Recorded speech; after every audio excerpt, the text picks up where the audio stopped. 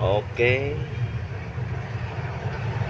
Andito na naman tayo sa Cogon Market kasi may naantay tayo na pasahero.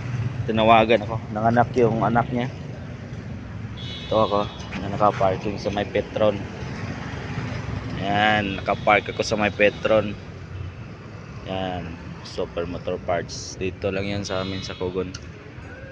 Naantay ko bago pa lang ako dumating. Nagpagas ako kasi malayo-layo yun, bukid yan. Tagal pa. Sobrang init guys. Buti na lang may may nakatakip sa araw na konting sainid sa Petro, no?